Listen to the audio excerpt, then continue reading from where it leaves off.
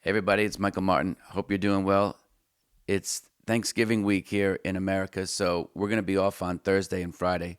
So I'll have episode today, obviously, tomorrow, and then Wednesday I'll be on with Ganja. Thursday, Friday will be off. Then we'll see you a week from today. Thanks for being here. Hope you're doing well. Hope you're reviewing your performance for 23. And it's been choppy for sure. There's been moments of no follow through. So I wouldn't beat yourself up unless, of course, you like the feelings of beating yourself up and getting attention from everybody. Then by all means do it, but be the best at it. If you're going to beat yourself up, then go Mike Tyson on your ass. Beat the living shit out of yourselves because that's probably feeling good. I myself didn't find I could get better doing that to myself. So I kind of stopped and just said, more will be revealed. That's kind of how I approach each day. Sometimes the information that you need or the solution that you want isn't there. And so, more will be revealed.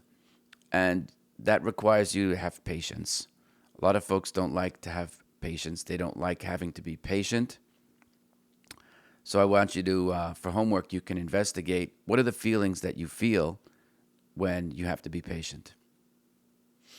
Because that ties into trading, and it's a huge, to me, it's one of the three emotional crown jewels of trading is knowing that if your setup isn't there,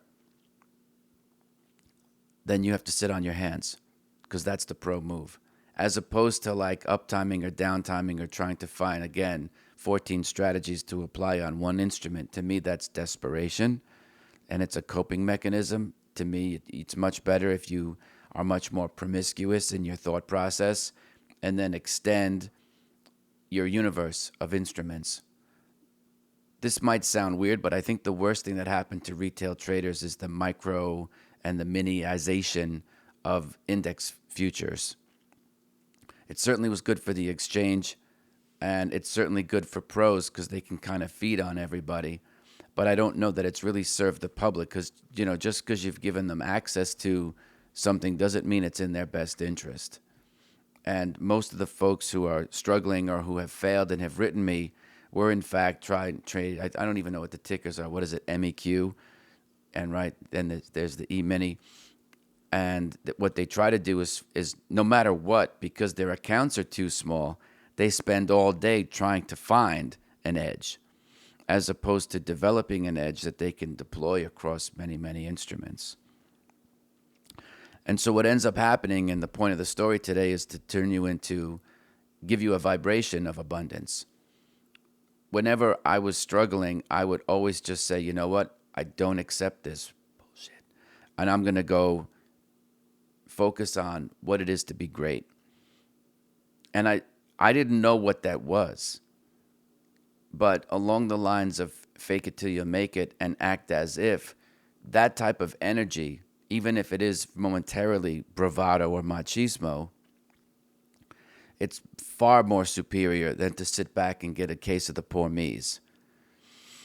And why does this always happen to me? Because I believe words have power. And if that's what you say to yourself, why does this always happen to me? What do you think is going to happen? You're going to keep putting yourself in situations where you keep saying that. Why does this always happen to me? Right? Because there are trends everywhere. There's emotional trends, right? That's what the trend following folks don't fully understand is that everyone's running an emotional system. Even Bill Dunn, who's now retired, spoke with me and talked about having emotions running through his body. The ability he had, though, which was separate from his system, it was a personal characteristic, a personal trait, was to not let his emotions overcome his better judgment. But that's something that's true in life that you need to work on, not just if you're going to work on trying to design mechanized trading rules, whether they be swing trading or high frequency trading or, buying open and close kind of things in the market or trend following. It doesn't matter to me. There's no one way to design a system. There's many systems. We have them all. So instead of thinking of being in the vibration of I need to make enough in the marketplace, again, I think if that's your mindset, that's where you're going to end up. You're going to make enough. But what is enough, right? Because this is where we get into what is your self-worth? Where's your self-esteem at? I can assure you the folks I knew from Commodities Corporation had the self-esteem that they thought they were entitled to all of it. There was no such thing as enough. Enough is like, again, it's a coping mechanism where you feel like, well, I've got to piecemeal my way to success. And that's not how my mind works. Once it clicked for me, I realized like the world was mine, right? And from a trading standpoint, it was my kingdom. I was the king. So I had to set what the parameters were. It wasn't kind of coming to the market with hat in hands out saying, this is what I would, please, if you have any extra spare change, I'll just take those small gains and I won't make any big deal about it. And be humble. I think you can seek abundance, which is different from greed, and still have a very strong sense of self-esteem, and demand from the world the biggest gains possible. And so the whole thing is, can you live with the uncertainty? So in my notes here, I have a vibration of making enough rather than what you really want, and then learning to live with the uncertainty. So how can you do this? Because it doesn't make sense to just blather something like that out there and not give you a for instance. Let's just say that you have X amount of corpus in your account, assets under management. I call it corpus. You can call it what you want. You're going to risk 0.5%. Don't think in terms of dollars. That's small-minded. Because you'll always look at that number and be like, oh my God, my boyfriend or girlfriend is making $60K. I just made $5,000 in the market. On my million, now I'm going to call them up and say, I just basically made your month's salary, pre-tax, pre-deduction in one trade. So when you look at it that way, contextually, you could be like, yeah, I suppose that's a lot of money. But if you're trading $1 million and you just made 5K, you're up 0.5%. It's not really anything to write home about. Certainly nothing to pick up the phone and start bragging about. So when you think about it in terms of percentages, it's much more contextual to me. You might benefit from that. So let's say that's what your R is. Your R is 0.5%, right? And so how do you stay in the winners and invite that abundance in? Because it's all behavioral. The trades are there. The question is, are you going to participate in them? So you can make that choice. And it's not that random. You can make that deliberate behavior. So if look at it this way, this is one way to do it. There's probably others. This is just to give you context so that you understand where I'm coming from. Like I've said a million times, I don't have all the answers. Yes, I do. No, I don't have all the answers. I know what I've lived through, and I'm going to share with you experientially or what I went through from my own experience. I guess that's the better way to say it. So you put on a trade and you have, whatever the number would be, 0.5%. So now the account goes up. And that's your R, and you're at the 3R, right? That seems to be popular, 3-1. So you're at 3R unrealized gains, though. One way that you can invite greater gains, tactically speaking, and still stay abundant is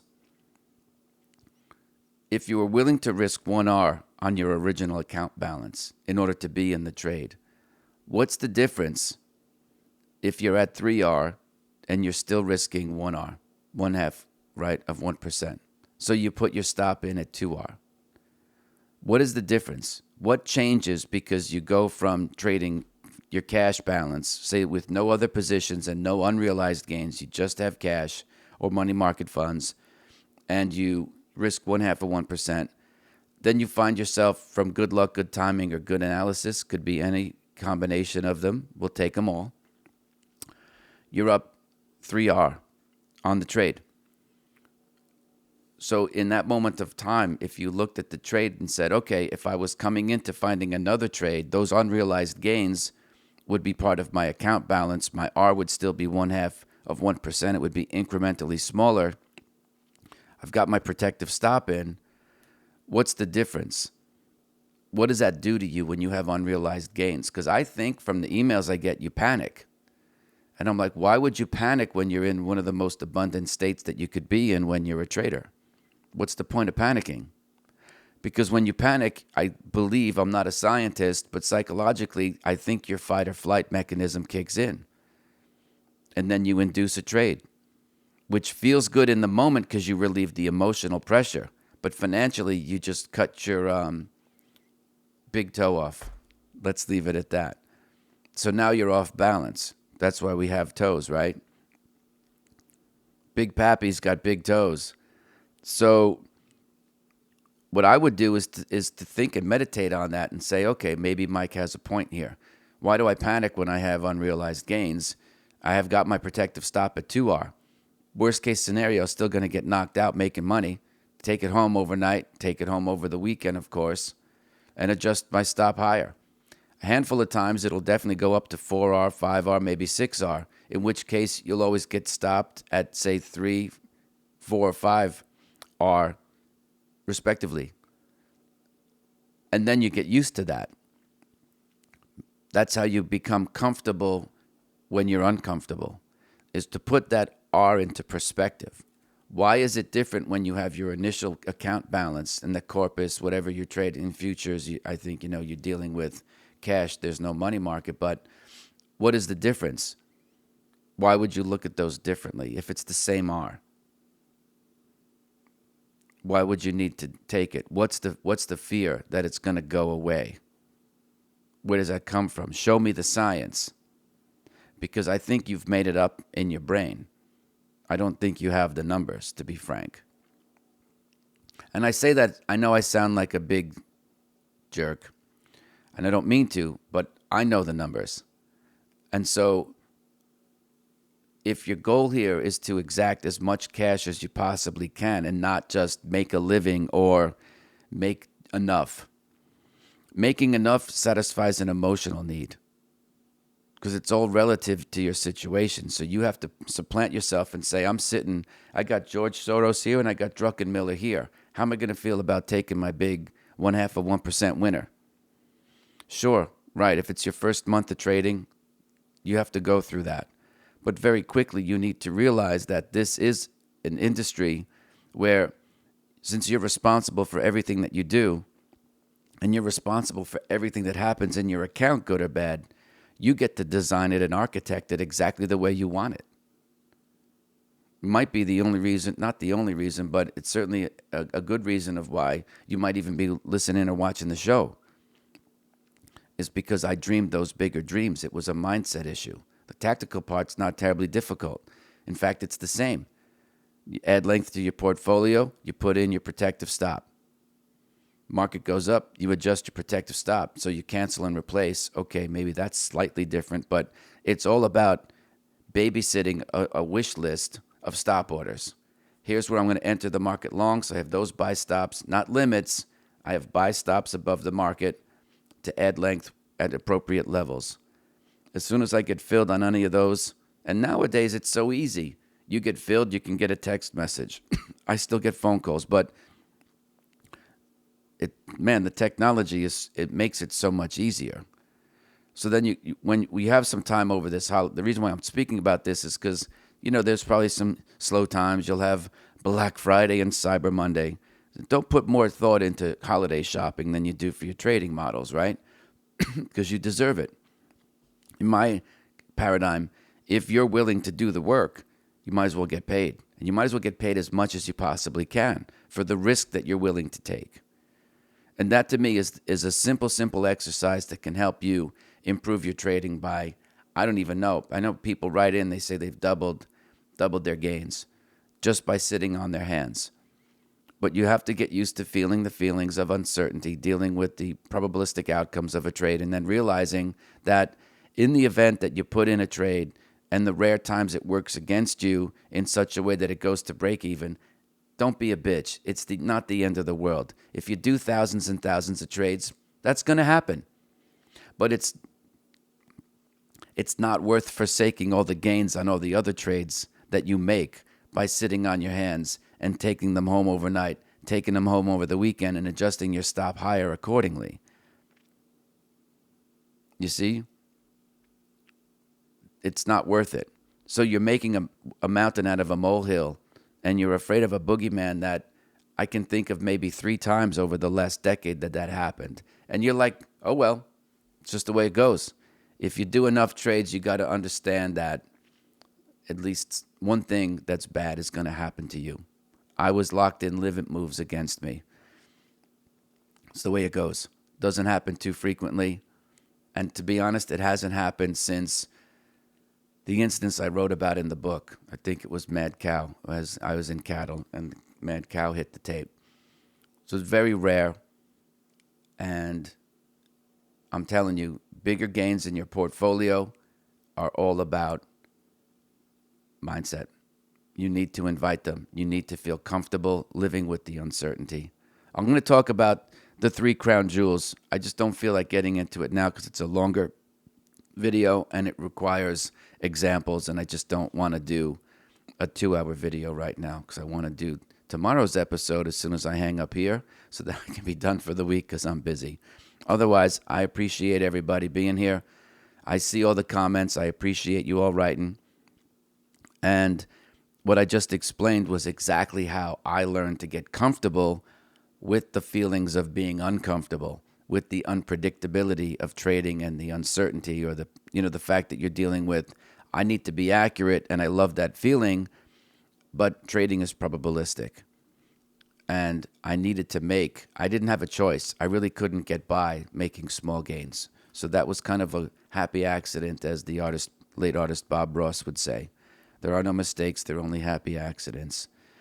Anyway, I appreciate you being here. I hope you have fun plans set up for Thanksgiving later this week. And I'll be back again tomorrow in a few minutes.